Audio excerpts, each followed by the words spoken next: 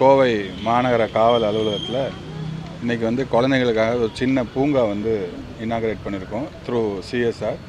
So இங்கே petition கொடுக்க வரவங்க, இங்கே இருக்கிற ஸ்டாஃபோட குழந்தைங்க அதை இங்கே வந்து யூஸ் பண்ணிக்கலாம்.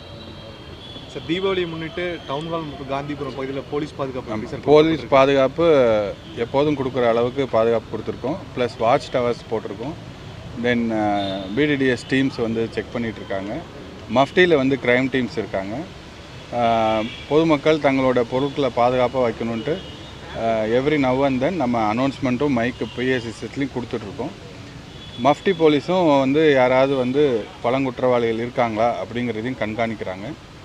யூனிஃபார்மில் இருக்கிற இன்ஸ்பெக்டர்ஸ், ஏசிஸ், டிசிஸ் எல்லாமே அந்த கிராஸ்கட் ரோடு, ஒப்பனகார வீதி, என்ஹெச் ரோடு, ராஜா ஸ்ட்ரீட்டு, இடைய ஸ்ட்ரீட்டு, வைசாலி ஸ்ட்ரீட்டு, இந்த எல்லா இடங்களையும் வந்து போலீஸோட ப்ரெசன்ஸ் நீங்களும் பார்த்துருப்பீங்க. இந்த போத்தீஸ் கார்னர் மெயினாக வந்து கான்சன்ட்ரேட் பண்ண சொல்லியிருக்கோம். பாதுகாப்பு ஏற்பாடுகள் எப்போதும் பண்ணுற மாதிரி சிறப்பாக பண்ணியிருக்கோம். சார், ஜிடி நாயுடு மேம்பாலம் ஓப்பன் ஆகிடுச்சு சார். இப்போ வந்து ஒரு சில இடங்களில் வந்து டிராஃபிக் ஆகுது அப்படிங்கிறாங்க. அதை எப்படி சார் நம்ம ஃபாலோ பண்ணி? இனிஷியலாக ஓப்பன் பண்ண அன்றைக்கி வந்து உப்புளிப்பாளையம் அந்த ரவுண்டானா வந்து ரொம்ப டிராஃபிக் கன்ஜெஷன் இருந்தது. ஏன்னா பீப்புளுக்கு வந்து வெஹிக்கிள் பேட்டர்ன் தெரியல. ப்ளஸ் ரெண்டாவது எல்லோரும் அந்த பாலத்தை ஒரு தடவை போய் பார்த்துட்டு வரணும்னு இங்கேருந்து கோல்ட்வின்ஸ் போயிட்டு இறங்கிட்டு திருப்பி யூட்டர்ன் போட்டு பாலத்தில் வந்ததுனால சில டிராஃபிக் ஜாம் இருந்தது. பட்டு ஒரு 10th அன்னைக்கே ஈவினிங் வந்து அதை சரி பண்ணியாச்சு. அங்கே வந்து காவலர்கள் போஸ்ட் பண்ணப்பட்டு இப்போ அங்கே வந்து சிக்னல் அமைக்கும் பணி நடந்துகிட்ருக்கு.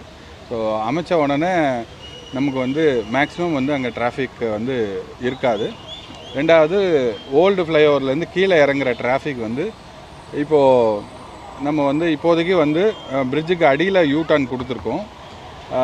ஒன்ஸ் அங்கே சிக்னல் அமைச்ச உடனே பிரிட்ஜிலேருந்து இறங்குறவங்க டேரெக்டாகவே கோர்ட்டுக்கு வர்ற மாதிரி, அவங்க போய் சுற்றிட்டு வராமல் இல்லாமல் டேரெக்டாகவே கோர்ட்டுக்கு போகிற மாதிரி அங்கே வந்து ப்ரொவிஷன் பண்ணி கொடுத்துருவோம்.